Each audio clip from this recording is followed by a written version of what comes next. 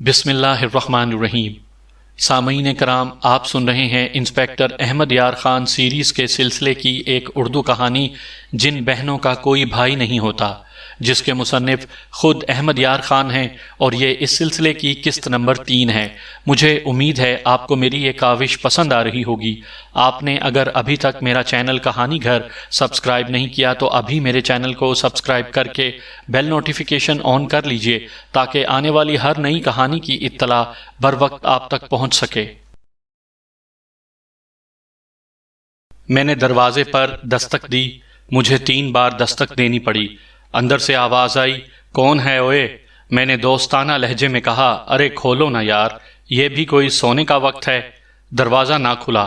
ایک آدمی باہر آیا۔ میں نے اس کے چہرے پر ٹارچ کی روشنی ڈالی۔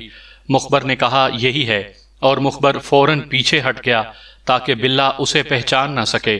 او ہو، بلے نے عام سے لہجے میں کہا۔ داروغہ صاحب فرمائیے حضور۔ بلے، میں نے اس کے کاندھے پر ہاتھ رکھ کر کہا، میں لڑکی کو لینے آیا ہوں۔ کون سی لڑکی حضور؟ تمہارے پاس کتنی لڑکیاں ہیں؟ میں نے کہا، ایک ہی ہوگی، اسے میرے حوالے کر دو۔ ایک بھی نہیں سرکار۔ دیکھو بلے، میں نے اس کے سر پر ہاتھ رکھ کر اس کا سر ہلایا اور کہا، میں لڑکی کو لینے آیا ہوں۔ بہتر یہ ہوگا کہ میرے ساتھ صرف لڑکی جائے، اس کے ساتھ تمہاری لاش نہ جائے۔ میرے پاس ریوالور ہے، گاؤں پولیس کے گھیرے میں ہے۔ میری اتنی پاور ہے کہ تمہیں یہاں کھڑے کھڑے گولی مار دوں اور تمہارے گھر سے لڑکی کو برآمد کر کے لے جاؤں۔ میں نے پہلی بار اسے دیکھا تھا۔ کم و بیش 40 سال کی عمر کا باروب چہرے والا آدمی تھا۔ اگر اس کا تعارف کرائے بغیر اسے میرے سامنے لایا جاتا تو میں ذرا مشکل سے ہی یہ رائے دیتا کہ یہ شخص جرائم پیشہ ہے۔ وہ سوچ میں پڑ گیا۔ میں نے کہا، سوچو مت، لڑکی دے دو۔ اس کے ہونٹوں پر ایسی مسکراہٹ آ گئی جس میں کوئی ڈر اور گھبراہٹ نہیں بلکہ طنز سا تھا۔ اس نے مسکراہٹ سے مجھے چیلنج کیا تھا۔ دھیمی سی آواز میں بولا، آپ نے فرمایا تھا کہ لڑکی کے ساتھ تمہاری لاش نہ جائے، لیکن عالی جا، لڑکی کے ساتھ میری لاش ہی جائے گی۔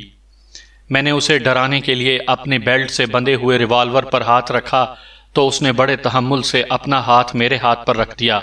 میرے دوسرے ہاتھ میں جلتی ہوئی ٹارچ تھی۔ بلے نے بجلی کی سی تیزی سے اپنا دوسرا ہاتھ کرتے کے اندر ڈال کر 1.5 فٹ لمبا خنجر نکال لیا۔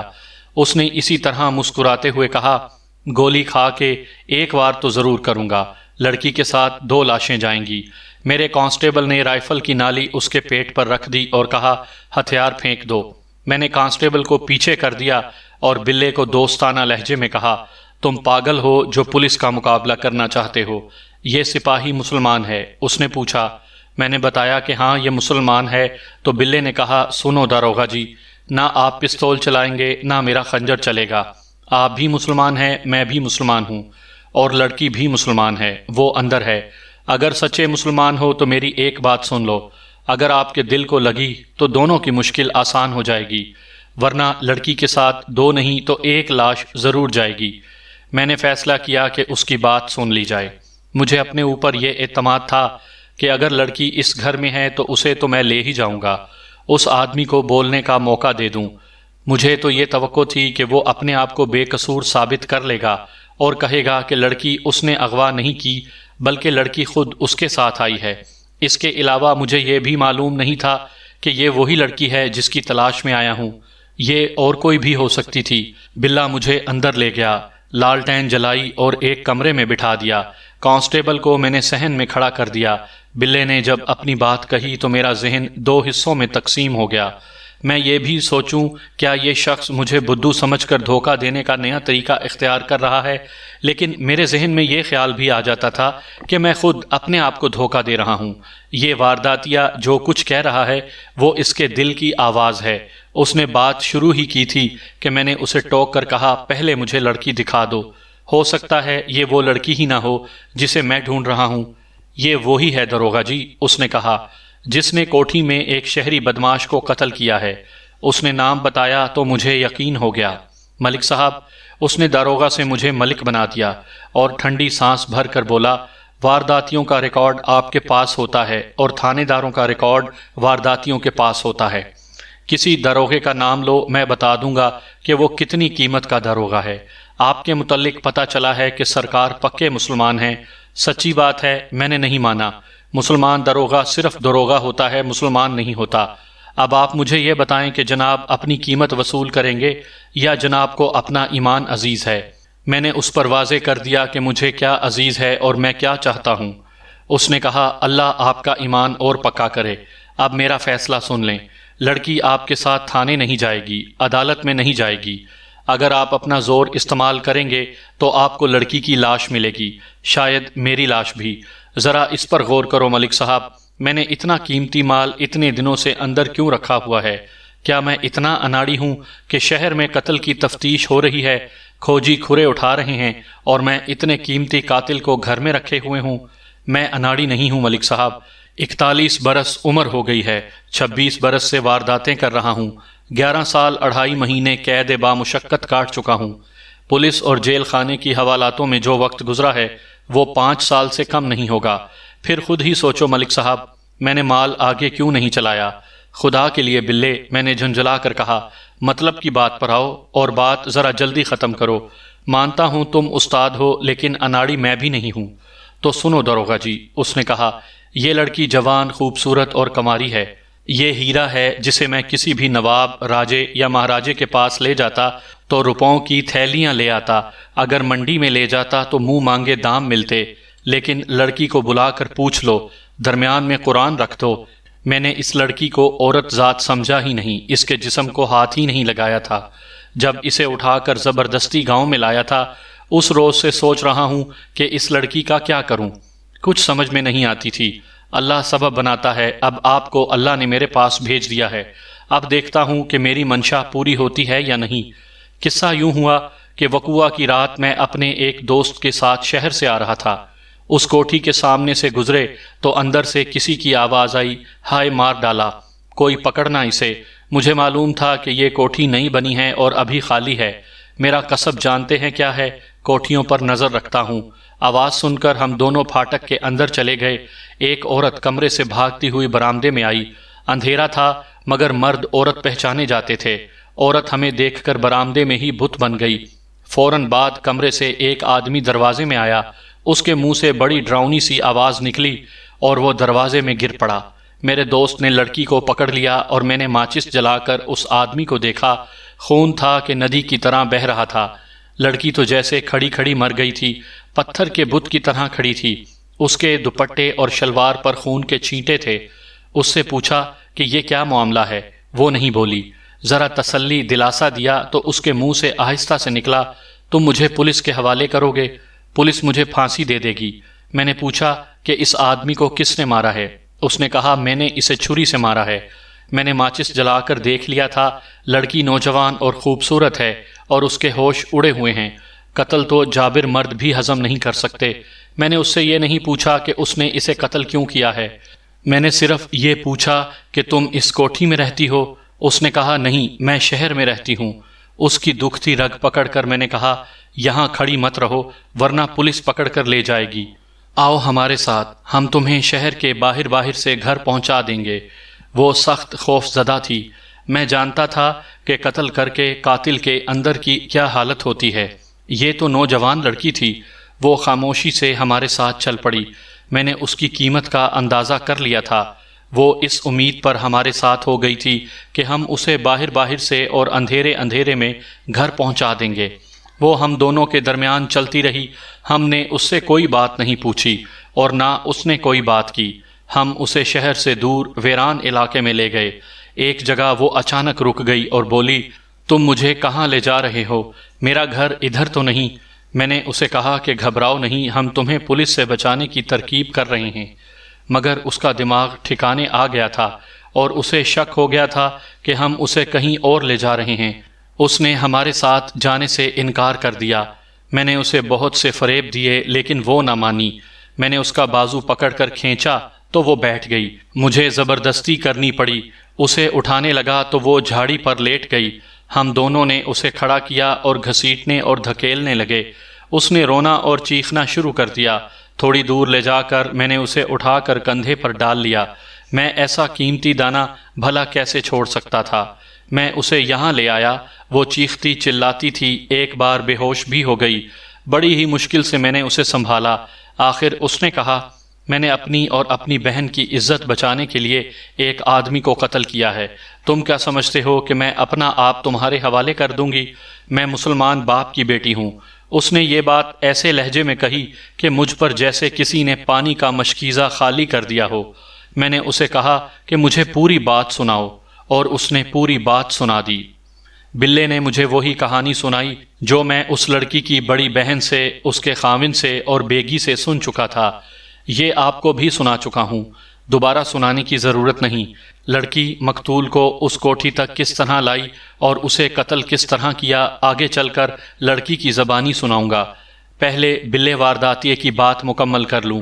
اس نے کہا، لڑکی نے کہا کہ ہم دو بہنیں ہیں، بھائی کوئی نہیں، باپ بوڑھا ہے، اسی لیے ایک غنڈے نے اتنی ڈھٹائی سے ہمیں پھانسنے کے لیے جتن کیے، میری بہن کو اجاڑ دیا اور مجھے اجاڑنے کی دھمکی دی، اور میرے بہنوئی نے اس شے پر میری بہن کو میکے بٹھا دیا کہ ہمارا کوئی بھائی نہیں، میں اپنی بڑی بہن کا بھائی بن گئی۔ لڑکی کے ان الفاظ نے، اس کی غیرت مندی اور دلیری نے مجھے انسان بنا دیا۔ 41 سال کی عمر میں پہلی بار میں نے اپنے آپ پر لعنت بھیجی اور اپنے آپ سے کہا، او بلے، شرم کر، کیا تو اس غیرت مند لڑکی پر جبر کر کے فخر کرے گا جس کا کوئی بھائی نہیں؟ اللہ گواہ ہے داروغہ جی، میں نے لڑکی کے سر پر ہاتھ رکھ کر کہا، سن بچی، یہ بلا ڈکیت تیرا بھائی ہے، یہ گناہ گار تیرا باپ ہے، تو میرے قبضے میں نہیں، میری پناہ میں ہے، تیرا جسم مجھ پر حرام ہے، مجھ پر بھروسہ کر اور مجھے سوچنے دے کہ تجھے پولیس سے کیسے بچاؤں۔ لڑکی پھر بھی ڈری ہوئی تھی، میں نے اس کا ڈر دور کر دیا۔ میری 2 بیویاں ہیں، ایک کے ساتھ نکاح پڑھوایا تھا، دوسری بے نکاحی رکھی ہوئی ہے، دونوں میری غلام ہیں۔ انہیں لڑکی کی ساری بات سنا کر لڑکی ان کے حوالے کر دی۔ انہوں نے لڑکی کو نہلا دھلا کر اسے اپنے سینے میں ڈال لیا۔ میرے لیے آسان طریقہ یہ تھا کہ رات کے وقت لڑکی کو اس کے گھر چھوڑاتا، لیکن پتہ چلا کہ لڑکی کا دوپٹہ کہیں رہ گیا ہے اور ایک سینڈل بھی کہیں رہ گیا ہے، اور اس نے بتایا کہ چھری کوٹھی میں رہ گئی ہے، تو میں نے لڑکی کو گھر لے جانے کا ارادہ بدل دیا۔ مجھے اچھی طرح معلوم ہے کہ پولیس انہی چیزوں سے سراغ لگایا کرتی ہے۔ اگر کوئی اور تھانے دار ہوتا تو میں فکر نہ کرتا۔ آپ کے متعلق مجھے پتا چلا تھا کہ آپ کی تفتیش سے کوئی نہیں بچ سکتا۔ میں خود کئی بار ایسی ہی چیزوں سے پکڑا گیا ہوں۔ میں نے لڑکی کی کلائی دیکھی، اس میں 2 چوڑیاں تھیں اور کلائی زخمی تھی۔ میں نے پوچھا چوڑیاں کتنی تھیں؟ اس نے بتایا کہ 5 تھیں، باقی جائے واردات پر ٹوٹی ہوں گی یا جب راستے میں ہم نے اسے گھسیٹا تھا۔ میں نے سوچا کہ بہت برا ہوا۔ میں نے لڑکی کو سمجھایا کہ مجھے تفتیش کا رخ دیکھنے دو اور کچھ دن انتظار کرو۔ مجھے کچھ سمجھ نہیں آ رہی تھی کہ آپ کیا کر رہے ہیں۔ بہت کوشش کی کہ آپ کی تفتیش کا رخ معلوم ہو جائے، مگر کچھ پتہ نہ چلا۔ لڑکی کو یہ غم کھا رہا تھا کہ اس کے والدین اور بہن بہت پریشان ہوں گے۔ اس معاملے میں اس کی کوئی مدد نہیں کر سکتا تھا۔ میں نے اسے یہ کہہ کر تسلی دی کہ قتل جیسے سنگین جرم کی سزا سے بچنے کے لیے کوئی ایک دکھ تو جھیلنا ہی پڑے گا۔ میں تفتیش کا انتظار کر رہا تھا کہ آپ اچانک آ گئے، اور میں نے مان لیا کہ آپ کے متعلق جو کچھ سنا تھا وہ بالکل صحیح ہے۔ اب میری وہ بات سنیں جو میں آپ کے دل میں ڈالنا چاہتا ہوں۔ تھوڑی دیر کے لیے بھول جائیں کہ آپ پولیس کے آفیسر ہیں۔ فرض کر لیں کہ آپ اس لڑکی کے باپ ہیں۔ فرض کر لیں آپ بوڑھے بھی ہیں اور شریف بھی، آپ کا کوئی بیٹا نہیں، آپ کسی غنڈے کے منہ نہیں آ سکتے۔ آپ کی بیٹی کے ساتھ کوئی غنڈا یہی سلوک کرتا ہے جو اس لڑکی کے ساتھ ہوا، اور لڑکی اس غنڈے کو قتل کر کے آپ کے پاس آ جاتی ہے۔ کیا آپ اپنی بیٹی کو پولیس کے حوالے کر دیں گے؟ مجھے سوچ کر جواب دینے کی ضرورت نہیں تھی۔ لڑکی نے جسے قتل کیا تھا وہ بدکار تھا، غنڈا تھا، شریف لڑکیوں کی زندگی تباہ کرنے کا گنہگار تھا۔ لڑکی نے اسے قتل کر کے میری روح کو بھی خوش کر دیا تھا، مگر میری ایک مجبوری یہ تھی کہ میں پولیس انسپکٹر تھا، جس کی نظر میں لڑکی کا جرم یہ تھا کہ اس نے قانون اپنے ہاتھ میں لے لیا تھا۔ میرا فرض یہ تھا کہ قاتل کو گرفتار کروں، استغاثہ تیار کروں اور عدالت میں پیش کروں۔ یہ کام قاتل کا ہے کہ وہ ثابت کرے کہ اس نے اشتعال کے زیر اثر قتل کیا ہے، یا وہ قتل سے منکر ہو جائے۔ میری دوسری مجبوری یہ تھی کہ میں ڈیوٹی کے معاملے میں دیانت دار تھا۔ میں نے 3-4 مسلمان ملزموں کے کیسوں میں انہیں بچانے کے لیے ہیرا پھیری کی تھی، لیکن ایسا کبھی نہیں کیا تھا کہ ملزم کو گرفتار ہی نہ کیا ہو۔ ملزم کو بہرحال پکڑنا اور عدالت میں لے جانا تھا۔ مجھے نوکری بھی کرنی تھی، غیر مسلموں کی نگاہ میں میں پہلے ہی مسلمانوں کی حمایت کا مجرم تھا اور میرے خلاف اوپر انگریز افسروں تک رپورٹیں پہنچائی گئی تھیں، لیکن مجھ میں کچھ پیشہ ورانہ اور محکمانہ اوصاف تھے جن کی بدولت میں بچا رہا، مگر مسلم دوستی کی سزا مجھے ضرور بھگتنی پڑی۔ میں پولیس انسپیکٹری میں ہی ریٹائر ہوا، مجھے ترقی سے محروم رکھا گیا، مجھ سے جونیئر غیر مسلم ایس پی کے عہدے تک پہنچے۔ میں نے بلے کو خوب داد دی اور اسے اپنی مجبوری بتا کر کہا کہ لڑکی کو میں حراست میں لے لیتا ہوں اور وعدہ کرتا ہوں کہ استغاثہ اتنا کمزور رکھوں گا کہ لڑکی سیشن سپرد بھی نہیں ہوگی۔ یہ تو کوئی بات نہ ہوئی، بلے نے کہا۔ لڑکی تھانے میں بند ہوئی، عدالت میں گئی، اخباروں میں اس کا نام چھپا، پھر پیچھے رہ کیا گیا؟ بری ہو بھی گئی تو کوئی اسے قبول کرے گا؟ شریف باپ مر نہیں جائے گا؟ یہاں میں ایک بات کہہ دینا ضروری سمجھتا ہوں۔ آج کے دور کے نوجوان یقیناً حیران ہو رہے ہوں گے کہ ایک پیشہ ور راہزن نے اس قسم کے اخلاق کا مظاہرہ کیا اور وہ ایک تھانے دار کے ساتھ اس طرح کی باتیں کر رہا تھا۔ آج کی ابھرتی ہوئی نسل شاید اس پر بھی یقین نہ کرے کہ ایک پردہ نشین لڑکی نے ایک غنڈے کو قتل کر دیا تھا۔ میں ان لوگوں کی مجبوری سمجھتا ہوں جو اس واقعے کو ناقابل یقین سمجھتے ہوں گے۔ یہ لوگ اس دور میں پیدا ہوئے ہیں جس میں فیشن اور جنسیت کا اتنا غلبہ ہو گیا ہے کہ عزت اور غیرت پرانے زمانے کی بیہودہ چیزوں میں شامل ہو گئی ہے۔ میری عمر کے لوگ جانتے ہیں کہ آج سے 30-35 سال پہلے پیشہ ور ڈاکوؤں اور راہزنوں میں بھی رکھ رکھاؤ اور خلوص تھا۔ ڈکیتی اور راہزنی کو پیشہ سمجھتے اور جہاں ایثار کی ضرورت پڑتی وہ جان تک کی بازی لگا دیتے تھے۔ زبان کے پکے اور دوستی میں کوئی ہیرا پھیری نہیں کرتے تھے۔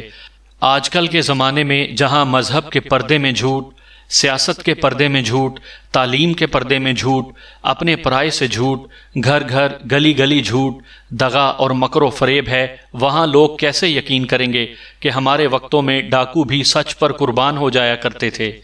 آج میں وہ باپ اور بھائی دیکھ رہا ہوں جو اپنی بیٹیوں اور بہنوں کو نئے فیشن میں نیم اریاں کر کے ان کا تعارف اپنے افسروں سے کراتے اور ان کی نمائش کر کے فخر کرتے ہیں کہ وہ ماڈرن ہیں۔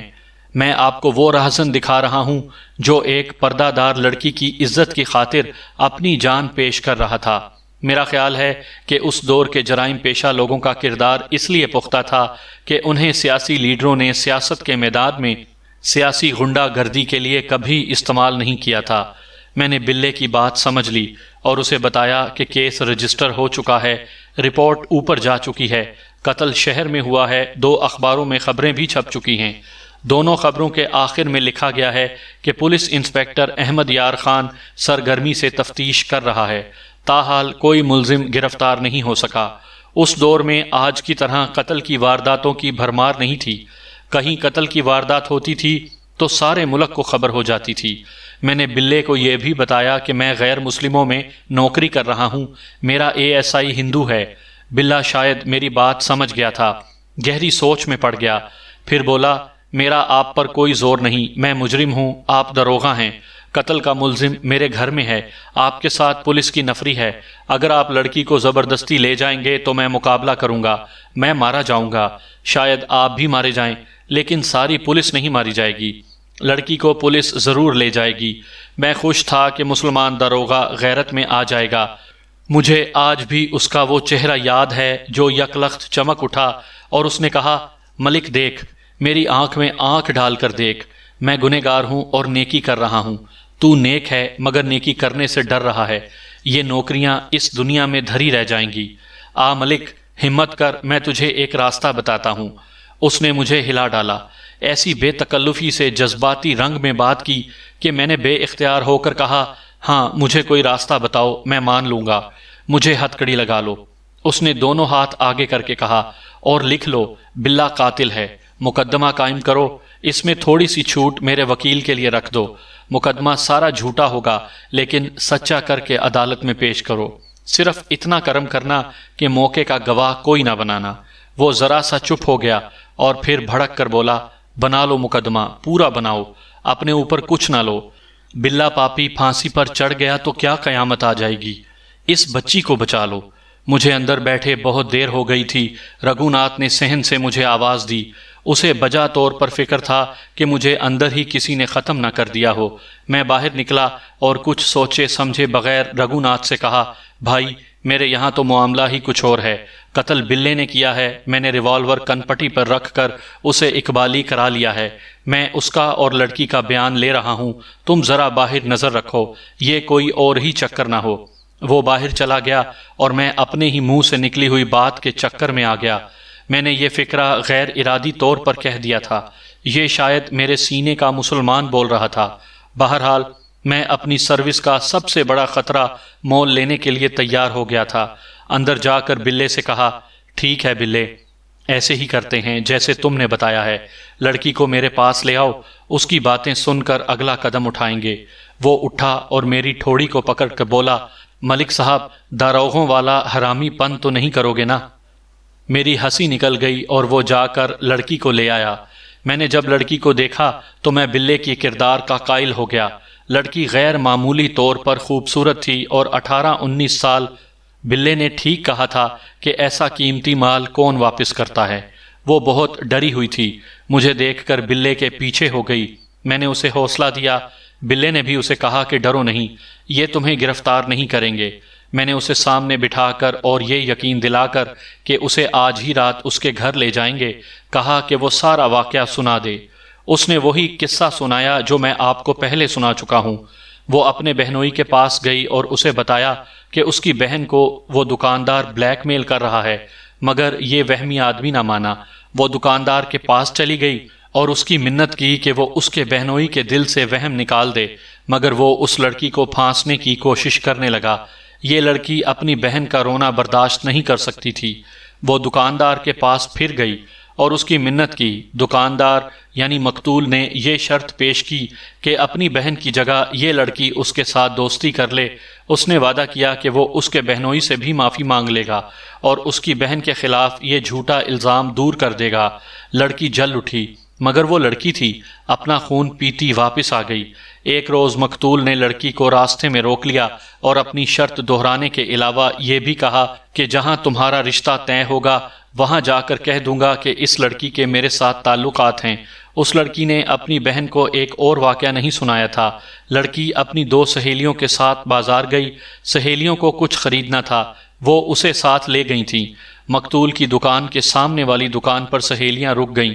مقتول نے اس لڑکی کو پہچان لیا اور باہر آ کر اسے کہا، میری ایک بات سن کے جانا۔ لڑکی اس کی دکان میں چلی گئی۔ مقتول نے بڑے پیار سے باتیں کی اور پھر وہی جال پھینکا۔ لڑکی نے اسے دھتکارا تو مقتول نے کہا، تم کس پر ناز کرتی ہو؟ میں تمہارے گھر جا کر تمہیں اٹھا لاؤں تو تمہارے گھر میں کوئی آدمی نہیں جو مجھے روک سکے۔ تمہارا باپ میرا کیا بگاڑ سکتا ہے؟ تم لوگوں نے اس کا کیا بگاڑ لیا ہے جس نے تمہاری بہن کو طلاق دیے بغیر تمہارے حوالے کر دیا ہے؟ میری بات مان جاؤ۔ لڑکی کو قسم پرسی کا احساس ہوا اور اس کے ساتھ ہی اس کے سینے میں ایک شعلہ سا بھڑکا۔ اس نے مقتول سے کہا، مجھے 1-2 دن سوچنے کی مہلت دو۔ اس سے اگلے روز ان کے ہاں مہمان آئے۔ لڑکی پر پاگل پن کا دورہ پڑ چکا تھا۔ اس نے طے کر لیا تھا کہ اس غنڈے کو یہ بتاؤں گی کہ جن بہنوں کے بھائی نہیں ہوتے وہ اپنی عزت مردوں کی طرح بچا سکتی ہیں۔ اس نے اپنے باپ کو چھری سے مرغی ذبح کرتے دیکھا تو اس نے فیصلہ کر لیا کہ اسے کیا کرنا ہے۔ جیسا کہ اس کی بہن نے مجھے بتایا تھا کہ اس پر خاموشی طاری ہو گئی تھی، وہ ہر لمحہ یہی سوچتی رہی کہ کہاں اور کس طرح انتقام لے۔ اس نے اپنے انجام کے متعلق بالکل نہیں سوچا۔ اس کے دماغ پر خون سوار ہو گیا تھا۔ اگر وہ کسی کے ساتھ اس سلسلے میں بات کر لیتی تو اس ارادے سے باز آ جاتی۔ اس کے ذہن میں لاوا پکتا رہا اور ایک روز وہ کسی سہیلی کے گھر جانے کا بہانہ کر کے مقتول کی دکان پر چلی گئی۔ اسے کہا کہ میں تمہارے ساتھ دوستی کر لوں گی، لیکن قسم کھاؤ کہ تم میرے بہنوئی کے دل سے میری بہن کے خلاف غلط فہمی دور کر دو گے۔ اس نے ایک کے بجائے 10 قسمیں کھائیں اور اسی وقت اسے ایک ہوٹل کے کمرے میں لے جانے کے لیے تیار ہو گیا۔ لڑکی نے وہاں جانے سے انکار کر دیا۔ مقتول نے اسے 2 اور جگہیں بتائیں۔ لڑکی نے جو کچھ سوچ رکھا تھا اس کے مطابق یہ جگہ بھی موزوں نہیں تھیں۔ آخر مقتول نے اسے بتایا کہ شہر سے باہر ایک کوٹھی خالی پڑی ہے، لیکن وہ صرف رات کے لیے موزوں ہے۔ لڑکی نے اس سے اس کوٹھی کے متعلق بہت کچھ پوچھا اور طے پایا کہ لڑکی شام کے بعد ایک جگہ پہنچ جائے گی۔ مقتول اسے کوٹھی تک لے جائے گا۔ رات 8:30 اور 9 بجے کے درمیان لڑکی نے باورچی خانے سے چھری اٹھائی اور شلوار کی ناف میں اڑیس لی۔ وہ گھر والوں سے چوری برقعے کے بغیر گھر سے نکل گئی۔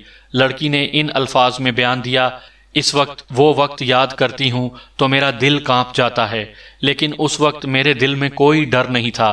مجھے ایسے لگ رہا تھا جیسے اس دنیا میں ایک وہ بدبخت دکاندار ہے اور دوسری میں ہوں، اور مجھے اس آدمی کو ختم کرنا ہے تاکہ دنیا میں اکیلی رہ جاؤں۔ میں جب بازار سے گزری تو دکانیں بند ہو چکی تھیں یا بند ہو رہی تھیں۔ میں مردوں کے درمیان چلی جا رہی تھی۔ مجھے ذرہ بھر احساس نہیں تھا کہ میں پردہ کرنے والی لڑکی ہوں، اور نہ مجھے یہ خطرہ تھا کہ میں کہاں جا رہی ہوں اور کیا کرنے جا رہی ہوں۔ آج سوچتی ہوں کہ وہ اپنے ساتھ ایک دو دوستوں کو بھی لے آتا تو میرا کیا حشر ہوتا۔ میں نے کچھ بھی نہیں سوچا، جو کرنا تھا وہ میں سوچ چکی تھی۔ مقتول مقررہ جگہ پر اس کا انتظار کر رہا تھا۔ اس نے ایک تانگا لیا اور لڑکی کو ساتھ بٹھا کر شہر سے باہر لے گیا۔ وہ کوٹھی سے دور ہی تانگے سے اترے۔ آگے اندھیرا تھا، کوئی خطرہ نہیں تھا۔ آگے آگے مقتول کوٹھی کے پھاٹک میں داخل ہوا، لڑکی اس کے پیچھے تھی۔ وہ ایک کمرے میں چلے گئے، مقتول آگے تھا۔ وہ رکا اور لڑکی کی طرف گھوما۔ لڑکی نے ناف سے چھری نکالی۔ یہ مضبوط، چوڑی اور 10 انچ لمبے بلیڈ والی چھری تھی۔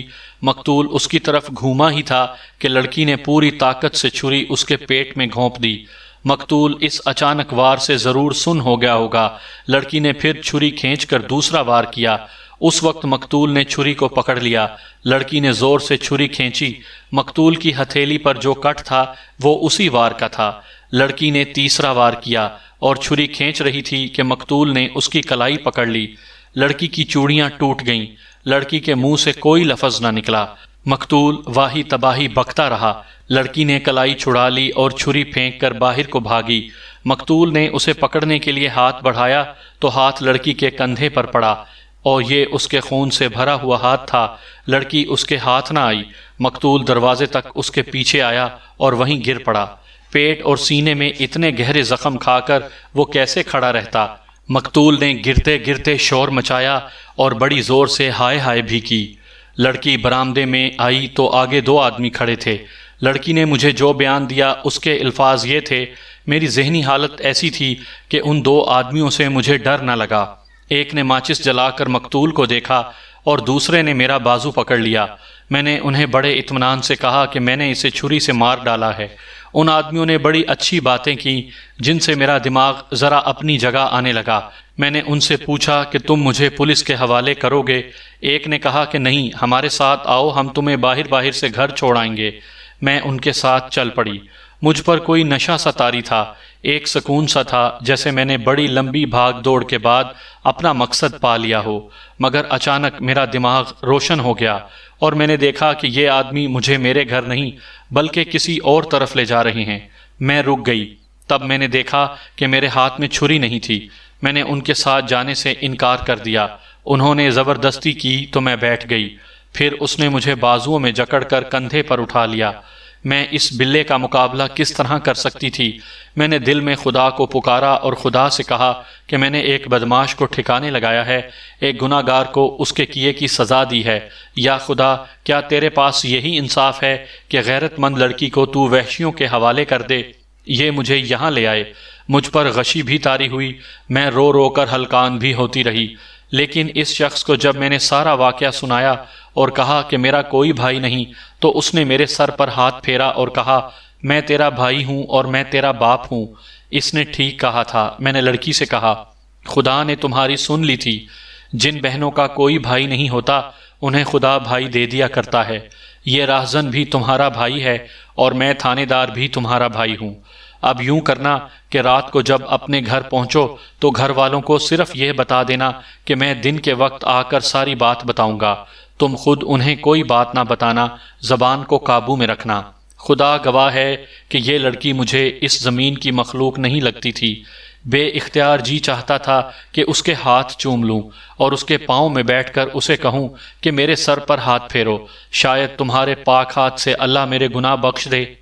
ہیڈ کانسٹیبل اتفاق سے مسلمان تھا۔ میں اس کا افسر تو تھا ہی، لیکن وہ مجھے پیروں کی طرح مانتا تھا۔ میں نے اسے بلایا اور کہا، میں بلے کو گرفتار کر کے لے جا رہا ہوں، ساری نفری اپنے ساتھ لے جاؤں گا، تم یہیں رہ جانا۔ ہم جب 200-400 گز دور نکل جائیں تو تم اس لڑکی کو ساتھ لے کر چل پڑنا، تم اسے تھانے میں نہیں لاؤ گے، اسے اس کے گھر چھوڑانا۔